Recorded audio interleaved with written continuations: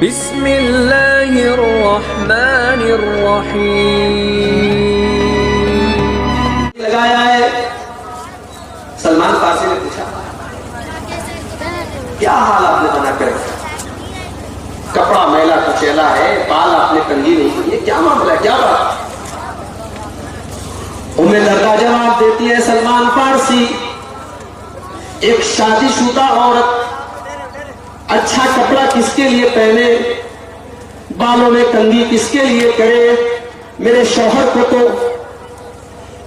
دن میں روزہ رکھنے سے اور رات میں نماز پڑھنے سے فرصت ہی نہیں. اے سلمان فارسی میں کس کے لیے میک اپ کروں, کس کے لیے سجو دھجوں؟ میرے شوہر کو تو میری کوئی فکر ہی نہیں ہے, کوئی توجہ ہی نہیں ہے. سلمان فارسی سمجھ گئے مسئلہ کیا ہے, معاملہ کیا ہے. تھوڑی دیر کے بعد ابو دردہ رضی اللہ تعالیٰ عنہ گھر میں آتے ہیں, دسترخوان لگایا جاتا ہے. ابو دردہ کھانا نکالتے ہیں, سلمان فارسی سے کہتے کھانا کھا لو. سلمان کہتے تم بھی کھانا کھاؤ, کہتے نہیں میں روزے سے ہوں. سلمان فارسی کہتے تم کو نہیں, روزہ توڑنا پڑے گا, تمہیں بھی میرے ساتھ بیٹھ کر کھانا کھانا پڑے گا. سلمان فارسی نے روزہ توڑوایا. مسئلہ پتہ چلا کہ نفل روزہ ضرورت پڑنے پر توڑا بھی جا سکتا ہے. یہ نفل روزہ تھا, یہ کوئی رمضان کا روزہ نہیں تھا. سلمان فارسی نے روزہ توڑوا دیا ابو دردہ رضی اللہ تعالیٰ عنہ کا. دونوں دوستوں نے ساتھ میں بیٹھ کے کھانا کھایا. رات ہوئی, تہجد کا ٹائم ہوا. عشاء کی نماز کے تھوڑی دیر کے بعد, 1 گھنٹے کے بعد, 2 گھنٹے کے بعد ابو دردہ رضی اللہ تعالیٰ عنہ کھڑے ہونے لگے تہجد پڑھنے کے لیے. سلمان فارسی نے کہا 1 منٹ, ابھی تہجد کا ٹائم نہیں ہوا ہے, ابھی آرام کیجیے. پھر آدھی رات ہو گئی, ابو دردہ انصاری پھر کھڑے ہوئے. سلمان فارسی نے پھر منع کیا کہ ابھی تہجد کا ٹائم نہیں ہوا ہے, ابھی آرام کیجیے. جب رات کا آخری پہر آیا, جب فجر کے 1-1.5-2 گھنٹہ پہلے کا ٹائم آیا, سلمان فارسی نے ابو دردہ رضی اللہ تعالیٰ عنہ کو اٹھایا.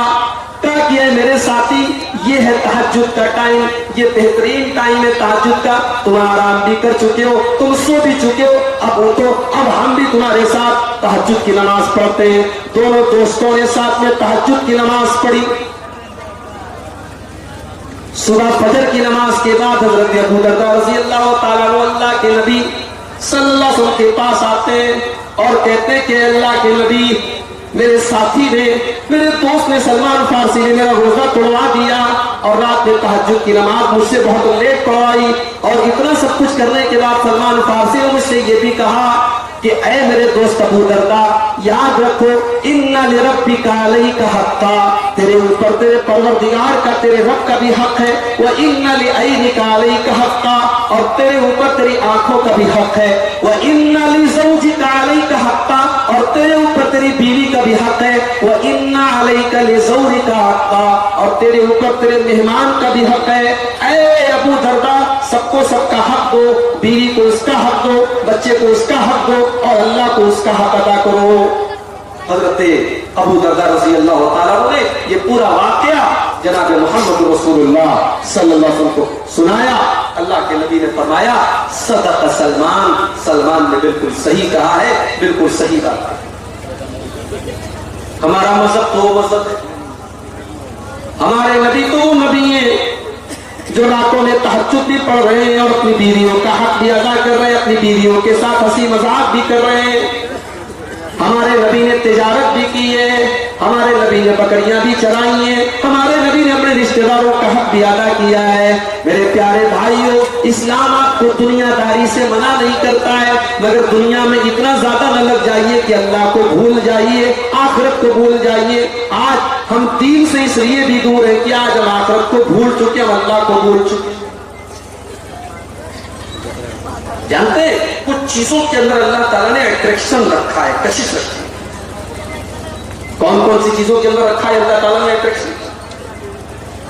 سورہ آل عمران کے اندر اللہ فرماتا ہے زُيِّنَ لِلنَّاسِ حُبُّ الشَّهَوَاتِ مِنَ النِّسَاءِ وَالْبَنِينَ وَالْقَنَاطِيرِ الْمُقَنطَرَةِ مِنَ الذَّهَبِ وَالْفِضَّةِ.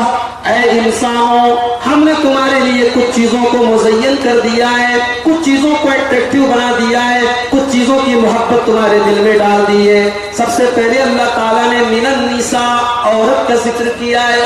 ہر انسان، ہر مرد کو عورت کی اور ہر عورت کو مرد کی ضرورت ہے۔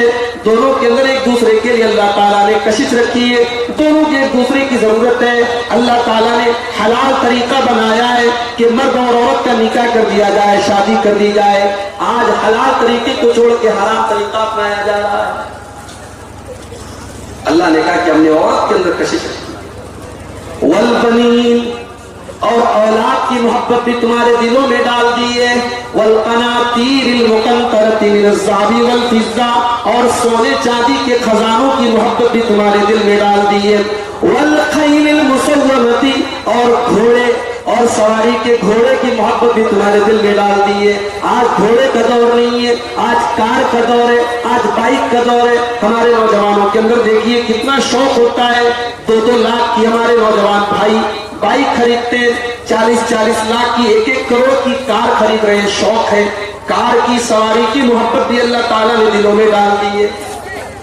والانعام، اور چوپائے کی گائے بیل بکری جو مویشی ہوتے ہیں جس کو کسان عام طور سے پالتے ہیں، ان کی محبت بھی تمہارے دلوں میں ڈال دی ہے۔ والحرثی، اور کھیتی باڑی کی محبت بھی تمہارے دل میں ڈال دی ہے۔ ان تمام چیزوں کا تذکرہ کرنے کے بعد اللہ فرماتا ہے ذالک متاع الحیات الدنیا، میرے بندو یہ دنیا کی چند دنوں کی دولت ہے، ختم ہو جائے گی۔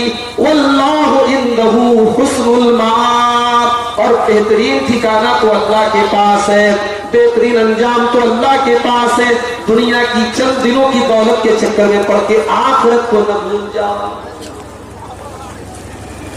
آدمی دنیا میں کتنا کھٹتا ہے، دنیا کے اپنے بچوں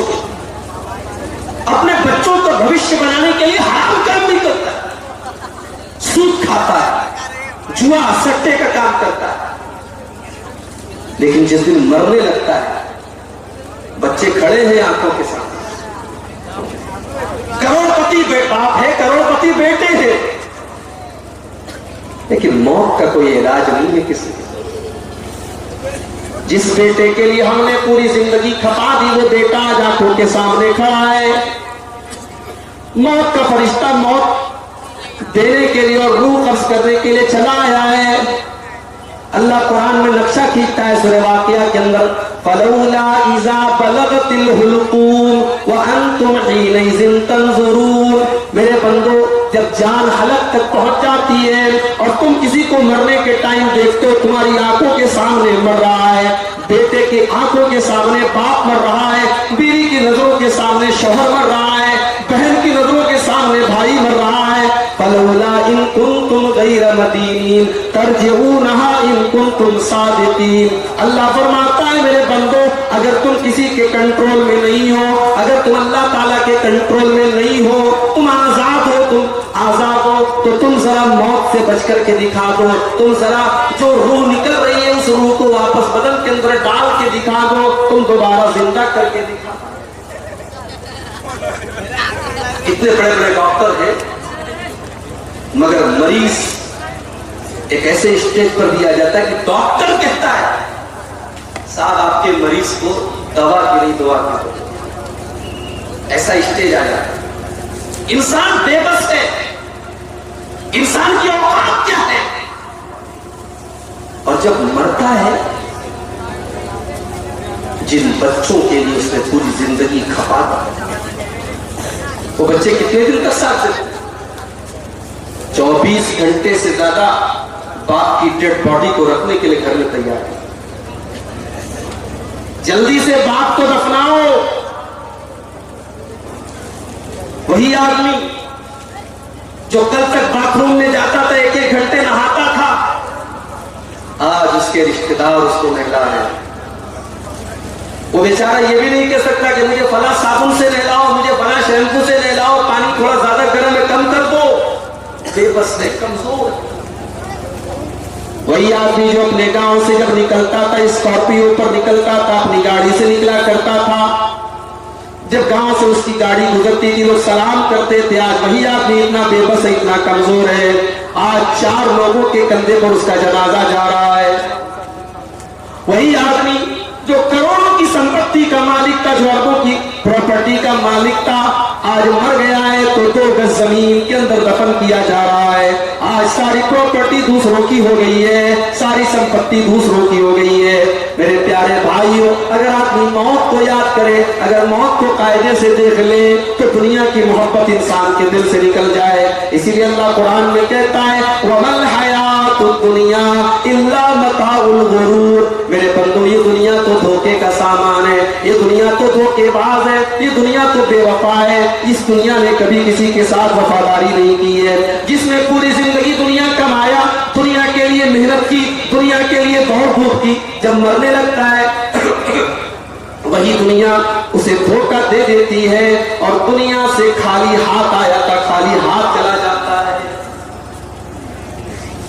اسی لیے ہمارے نبی نے ہمیں دنیا کی نہیں آخرت کی فکر کرنے کی تعلیم ہے. ہمارے نبی نے خود اپنے لیے, اپنے پریوار کے لیے کبھی دنیا نہیں جما, دنیا کی محبت کو کبھی اپنے گھر میں نہیں لایا. اپنے بچوں کو یہی سبق دیا, اپنی عورتوں کو یہی سبق دیا. حضرت فاطمہ رضی اللہ تعالیٰ ایک مرتبہ اللہ کے نبی کے پاس آتی ہے, میرے پاس گھر میں کوئی نوکر نہیں ہے, سارے کام مجھے خود کرنے پڑتے ہیں, اپنے ہاتھوں سے چکی بھی چلانی ہے, اپنے ہاتھوں سے کھانا بھی بنانا ہے, اور حسن اور حسین کی پرورش بھی کرنا ہے. اپنے باپ کے پاس آتی ہے کہ غلام مل جائے. بخاری کی روایت ہے, گھر آتی ہیں, باپ سے ملاقات نہیں ہوتی ہے. اما عائشہ رضی اللہ تعالیٰ کو پیغام دے دیتی ہے, میرے ابا جان آ جائے تو میرا میسج دے دیجیے گا, میرا پیغام دے دیجیے گا کہ آپ کی بیٹی آپ سے ملنے کے لیے آئی تھی, اور یہ کہہ دیجیے گا کہ آپ کی بیٹی کو بس ایک غلام کی ضرورت ہے, ایک نوکر کی ضرورت ہے.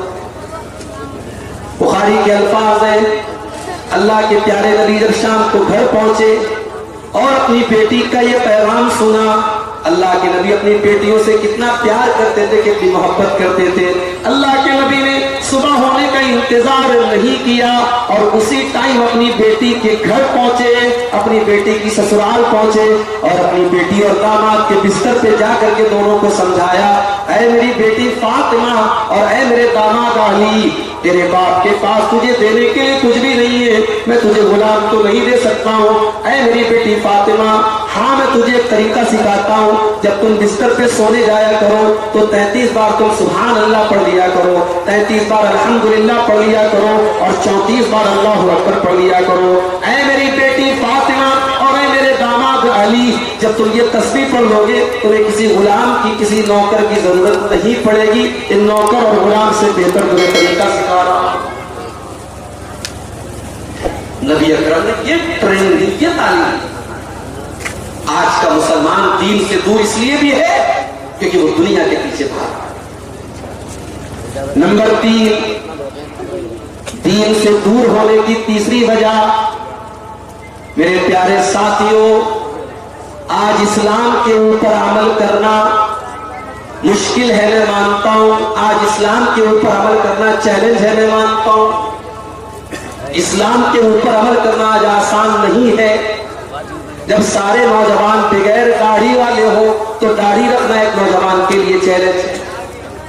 جب بے پردگی اور بے حیائی کا ماحول ہو تو کسی مسلمان لڑکی کے لیے پردہ کرنا چیلنج ہے, اور جب ایک مسلمان لڑکی بے حیا لڑکیوں کے اور بے حیا عورتوں کے درمیان پردہ کرے گی تو اسے تانے بھی سننے پڑیں گے, اسے گالیاں بھی سننی پڑے گی, اسے باتیں بھی سننی پڑے گی. دنیا کی نظر میں وہ اجنبی بن جائے گی. جب سارے نوجوان بغیر نمازی ہوں گے, بے نمازی ہوں گے, کوئی نوجوان نمازی ہوگا, اس کے چہرے پر نبی کی سنت بھی ہوگی تو اس کو زمانے کا تانا بھی سننا پڑے گا. مگر میرے پیارے ساتھیوں, زمانے کی مخالفت سہ کر کے اور زمانے کو ناراض کر کے اگر ہم نے اپنے رب کو راضی کر لیا, اپنے اللہ کو راضی کر لیا تو ہماری آخرت بن جائے گی. اللہ کے پیارے نبی فرماتے بدا الاسلام غریبا, اسلام جب شروع ہوا تھا تب بھی اسلام اجنبی تھا. وہ سیعود کما بدا غریبا, اور آگے چل کر کے بھی اسلام اجنبی بن جائے گا. اسلام پر عمل کرنے والے کی نظر میں اجنبی بن جائیں گے, دنیا ان کو عجیب نظروں سے دیکھے گی. فطوبى للغرباء, اللہ کے نبی فرماتے ہیں کہ ایسے اجنبیوں کو جنت کی میں گارنٹی دے رہا ہوں, میں جنت کی بشارت دے رہا ہوں. ان کو جنت ملے گی جو دنیا کی نظر میں اجنبی ہے دین پر عمل کرنے کی وجہ سے. آج آپ دیکھیں ساؤتھ افریقہ کا کھلاڑی ہے, کرکٹر ہے ہاشم املہ, اس کے چہرے پر سنت والی داڑھی ہے, جبکہ وہ ساؤتھ افریقہ جیسے ملک میں رہتا ہے. وہ وہاں دوسرے مذہب کے لوگوں کے ساتھ رہتا ہے. اس کو داڑھی کی وجہ سے آتنکوادی بھی کہا جا چکا ہے, مگر وہ اللہ کا بندہ ڈٹا ہوا ہے. وہ ایک بہت بڑا کرکٹر ہے, کروڑوں کا مالک ہے, مگر اسے پتا ہے کہ یہ داڑھی میرے نبی کی سنت ہے, یہ داڑھی میرے نبی کا طریقہ ہے, اسے کاٹنا جائز نہیں ہے. وہ ہاشم املہ, وہ کروڑوں کا مالک ہونے کے باوجود اپنے نبی کی سنت کے اوپر ڈٹا ہوا ہے. ماحول سے نہیں بتایا.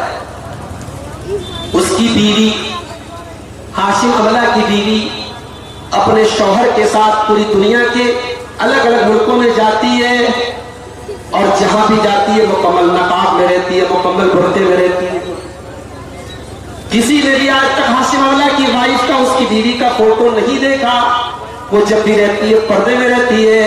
میری پیاری ماں بہنوں, جس کو پردہ کرنا ہے وہ عورت امریکہ کے اندر بھی پردہ کرتی ہے, وہ ساؤتھ افریقہ کے اندر بھی پردہ کرتی ہے. جس کو پردہ نہیں کرنا ہو وہ ایک ہندوستان کے ایک چھوٹے سے گاؤں کے اندر, ایک چھوٹے سے علاقے کے اندر اپنے ماحول اور سوسائٹی میں بھی وہ عورت پردہ نہیں کرے گی. جس کو کرنا ہوگا وہ امریکہ میں بھی کرے گی, جس کو نہیں کرنا ہوگا وہ نیما کے اندر بھی نہیں کرے گی, وہ کسی گاؤں کے اندر بھی نہیں کرے گی. اسلام پر عمل کرنا ماحول اور سوسائٹی کی فکر کر کے نہیں ہوتا ہے میرے بھائیوں, اسلام پر عمل کرنا ہے تو کرنا ہے.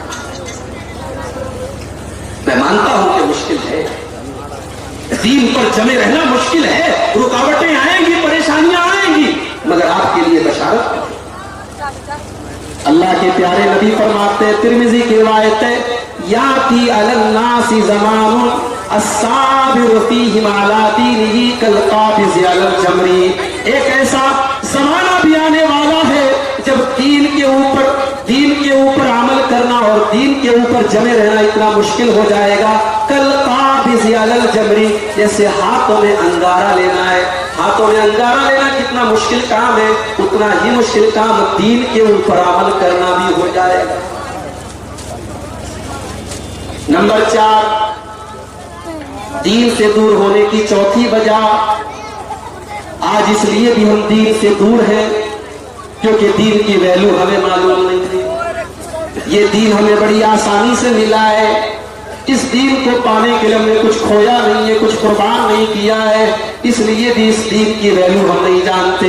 میرے پیارے بھائیوں, یہ دین بڑا قیمتی دین ہے, یہ اللہ نے ہمیں دیا ہے. اسی بھارت کے اندر 80 سے لے کر 90 کروڑ تک ہمارے بھائی رہتے ہیں, ہمارے برادران وطن رہتے ہیں. ذرا آپ دیکھیں, وہ گائے کی عبادت کر رہے ہیں, وہ زمین کو اپنی ماتا کہہ رہے ہیں, وہ آسمان کی پوجا کر رہے ہیں, یہاں تک کہ شرمگاہ کی بھی عبادت ہو رہی ہے.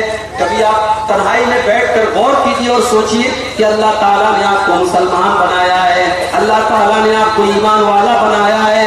آپ کا ماتھا اگر جھکتا ہے, آپ کی پیشانی اگر جھکتی ہے تو اللہ رب العالمین کے آگے جھکتی ہے. یہ اللہ کی اتنی بڑی نعمت ہے, اتنی بڑی نعمت ہے کہ اس کا جتنا بھی شکر ادا کرے کم ہے. ہمارے بہت سارے مسلمان بھائی غریب ہیں, پریشان ہیں, جھوپڑی میں رہتے ہیں, مشکل سے 2 ٹائم کی روٹی ملتی ہے. میں ایسے غریب بھائیوں سے کہنا چاہتا ہوں, اللہ کی قسم, آپ غریب نہیں ہیں, آپ سے زیادہ امیر کوئی نہیں ہے. ارے آپ کے پاس وہ دولت ہے جو ٹاٹا اور امبانی کے پاس بھی نہیں ہے, جو برلا اور اڈانی کے پاس بھی نہیں ہے, جو دنیا کے بڑے بڑے کھرب پتیوں کے پاس بھی نہیں ہے. آپ کے پاس ایمان کی دولت ہے, اور یہ ایمان کی دولت اتنی بڑی دولت ہے کہ اللہ قرآن میں کہتا ہے, قرآن کے 3 پارے کے آخر میں کہتا ہے, ان الذین کفروا وماتوا وهم کفار فلن یقبل من احدهم ملء الارض ذهبا. جو لوگ کفر کی حالت میں دنیا سے چلے گئے، جو ایمان نہیں لا پائے، جن کو ایمان نہیں ملا، جو کفر ہی کی حالت میں دنیا سے چلے گئے، اللہ فرماتا ہے فَلَن يُقْبَلَ مِنْ أَحَدِهِمْ مِلْءُ الْأَرْضِ ذَهَبًا، اگر وہ زمین کے برابر سونا بھی دے دے، اگر کل قیامت کے دن اللہ کی بارگاہ میں وہ زمین بھر کے سونا بھی دے دے کہ اے اللہ تو زمین بھر کے سونا لے لے اور ہمیں جہنم کی آگ سے بچا لے، ہمیں جہنم کے عذاب سے بچا لے، اللہ فرماتا ہے فَلَن يُقْبَلَ، ان کو زمین بھر کے سونا بھی ان کا قبول نہیں کیا جائے گا، کیونکہ ان کے پاس سب کچھ ہے لیکن ایمان نہیں ہے۔ وہ ایمان آج ہمارے پاس، اس ایمان کی ویلو ہمیں نہیں معلوم میرے بھائی۔ اس ایمان کی قیمت اگر سمجھنا ہے تو حضرت بلال سے سمجھنا۔ بلال کالے کلوٹے ہیں، حبشہ کے رہنے والے ہیں، بلال ہماری طرح گورے نہیں ہیں، بلال ہم سب کی طرح خوبصورت نہیں ہے، وہ کالے کلوٹے، ان کا چہرہ بھی بہت خوبصورت نہیں ہے، عرب کی تپتی ہوئی سرزمین پر ان کو لٹا دیا جاتا ہے، سینے پر گرم پتھر بھی رکھ دیا جاتا ہے، اور بلال سے کہا جاتا ہے کہ اے بلال اب بھی تیرے پاس موقع ہے، اے بلال ہم تجھے تکلیف دینا بند کر دیں گے، تجھے ٹارچر کرنا بند کر دیں گے، اے بلال بس ایک بار تو زبان سے یہ کہہ دے محمد کا دین جھوٹا ہے، محمد رسول اللہ کا اسلام جھوٹا ہے، محمد جس رب کی تعلیم دیتے وہ رب موجود نہیں ہے، اس رب کا تو انکار کر دے، اے بلال ہم تجھے تکلیفیں دینا چھوڑ دیں گے۔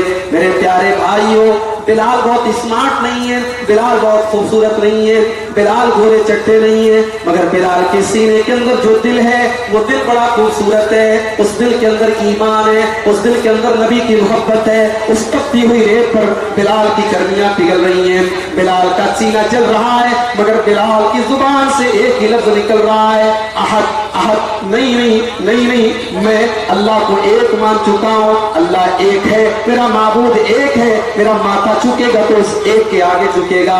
بلال نے اپنے بدن کو تکلیف دینا گوارا کر لیا، مگر اپنے ایمان کو کمپرومائز کرنا نہیں سیکھا۔ آج حالات یہ ہے ہندوستان کے اندر آدھار کارڈ بنوانے کے لوگ مرتد ہو جاتے ہیں۔ ہمارے یو پی کے اندر آگرہ کے اندر کا واقعہ ہے کہ آدھار کارڈ اور ووٹر کارڈ بنوانے کے لوگ مرتد ہو گئے۔ اخباروں میں خبر آتی ہے مسلمان لڑکیاں کالج میں پڑھتی ہیں، کسی سے محبت اور عشق کا چکر چلتا ہے اور پھر اس غیر مسلم لڑکے کے ساتھ بھاگ جاتی ہیں، لو میرج کر لیتی ہیں، شادی کر لیتی ہیں اور پھر اسی کا مذہب بھی قبول کر لیتی ہیں، مرتد ہو جاتی ہیں۔ وہ لوگوں، اسلام اتنی سستی چیز نہیں ہے، اسلام اتنی معمولی چیز نہیں ہے۔ اسی اسلام کو پانے کے لیے صحابہ نے اپنا وطن کھو دیا، اپنی جان کھو دی، اپنا مال کھو دیا۔ اس اسلام کو ہم نے بڑی آسانی سے پایا ہے، اس لیے اس اسلام کی ہمیں اور آپ کو ویلیو نہیں ہے۔ جانتے ہیں اسلام کتنی بڑی دولت ہے؟ اللہ کے پیارے نبی معراج کے سفر پہ جا رہے ہیں، اچانک آپ کو خوشبو محسوس ہوئی، آپ نے حضرت جبریل سے کہا کہ اے جبریل یہ خوشبو کہاں سے آ رہی ہے؟ حضرت جبریل کہتے ہیں اللہ کے نبی یہ خوشبو ایک عورت کی آ رہی ہے، ایک عورت کے بدن سے یہ خوشبو آ رہی ہے۔ کون سی عورت ہے؟ فرمایا یہ وہ عورت ہے جو فرعون کے محل میں نوکرانی تھی، جو فرعون کے محل میں نوکرانی تھی اور فرعون کی بیٹی کو کنگھی کرنے کا کام کیا کرتی۔ اللہ کے پیارے نبی نے پوچھا اس عورت کے اندر ایسی خاص بات کیا تھی؟ حضرت جبریل جواب دیتے ہیں اے اللہ کے نبی وہ عورت فرعون کی بیٹی کو کنگھی کر رہی تھی، ایک دن اچانک اس کے ہاتھ سے کنگھی زمین پر گر گئی، اس کے منہ سے بسم اللہ نکل گیا۔ وہ ایمان والی عورت تھی، مسلمان عورت تھی، اس کے منہ سے بسم اللہ نکل گیا۔ جب بسم اللہ نکلا تو فرعون کی بیٹی نے پوچھا تو نے کس کا نام لیا؟ کہا کہ اپنے رب کا نام لیا۔ کہا کہ کون ہے تیرا رب؟ تو نے میرے باپ کا نام تو نہیں لیا؟ کہا کہ نہیں میں نے تیرے باپ کا نام نہیں لیا، میں نے اللہ کا نام لیا جو میرا بھی رب ہے، تیرا بھی رب ہے، تیرے باپ کا بھی رب ہے۔ فرعون کی بیٹی کہنے لگی کیا تو میرے باپ کے علاوہ بھی کسی کو اپنا رب مانتی ہے؟ کہا کہ ہاں میں اللہ کو اپنا رب مانتی ہوں۔ फिरौन की बेटी कहती है मैं अपने बाप को ये बात बता दूं का बता दो। फिरौन को पता चला, फिरौन ने उस औरत को बुलवाया और अपने दरबार में खड़ा करवाया और एक ही सवाल किया, अल्लाह के रब्बन गैरी, ऐ मेरे महल की नौकरानी, क्या तू मेरे अलावा किसी और को भी अपना रब मानती है? वो औरत गरीब है, वो औरत पढ़ी लिखी भी नहीं है, मगर उसकी तौहीद देखो मेरी प्यारी माँ बहनों, उसका ईमान देखो मेरे प्यारे नौजवान साथियों। वो भरे दरबार में वो फिरौन जैसे जालिम के सामने खड़ी होकर कहती है कि हाँ ऐ फिरौन, मैं अल्लाह को अपना रब मानती हूँ, अल्लाह मेरा रब है और तेरा भी रब अल्लाह है। फिरौन ने आग जलवाई और हुक्म दिया इस औरत को और इसके तमाम बच्चों को आग में डाल दिया जाए। औरत कहने लगी है फिरौन, मेरी एक अंतिम इच्छा है, मेरी एक आखिरी गुजारिश है, एक आखिरी ख्वाहिश है, जब मैं और मेरे बच्चे इस आग के अंदर जल जाएंगे तो तू हमारी हड्डियों की जो राख होगी, हमारे जलने के बाद उस राख को एक कपड़े के अंदर लपेट करके उसको किसी मिट्टी के अंदर दफन कर देना। फिरौन ने कहा ठीक है, हम तुम्हारी ये शर्त मानते हैं। आग जलाई गई और मुस्नद अहमद के अल्फाज हैं, एक एक करके औरत के तमाम बच्चों को आग में डाल दिया गया। एक एक करके उसकी आंखों के सामने उसके तमाम बच्चों को डाल दिया गया। आखिर में उस औरत का दूध पीता बच्चा और वो औरत बची। जब औरत आग में जाने लगी, अपने दूध पीते बच्चे की मोहब्बत उस औरत के दिल पे आ गई, उसके दिमाग पे आ गई। उसने कदम पीछे हटा लिया, वो घबराने लगी, डरने लगी। अल्लाह ताला ने उस ईमान वाली औरत के कदम को जमाने के लिए, उसको हौसला देने के लिए उसके दूध पीते बच्चे को जुबान दे दी। उस औरत का दूध पीता बच्चा अपनी माँ की गोद से कहता है, या उम्मी इत्तहिमी फइन्ना अज़ाब दुनिया अहवनु मिन अज़ाबिन नार। ऐ मेरी माँ, तू इस आग के अंदर चली जा, ये दुनिया की आग है, ये जहन्नम की आग से हल्की है। ऐ मेरी माँ, अगर तू इस आग के अंदर नहीं जाएगी तुझे जहन्नम की आग में जाना पड़ेगा, और जहन्नम की आग के मुकाबले में ये आग बहुत हल्की है। हदीस के अल्फाज है, जब दूध पीते बच्चे ने अपनी माँ से ये जुमला कहा, माँ अपने बच्चे को लेकर आग में कूद गई। वो लोगों, ये ईमान इतनी बड़ी दौलत है, ये इस्लाम इतनी बड़ी दौलत है जिसकी हिफाजत करने के लिए वो औरत अपने पूरे परिवार के साथ आग में जल गई, लेकिन अपने ईमान से कॉम्प्रोमाइज नहीं किया। आज हम दीन से दूर हैं, आज हम बिगड़े हुए हैं, आज हमारा समाज बिगड़ा हुआ है, क्योंकि इस दीन की वैल्यू हमें पता नहीं, इस दीन की कीमत हमें पता नहीं।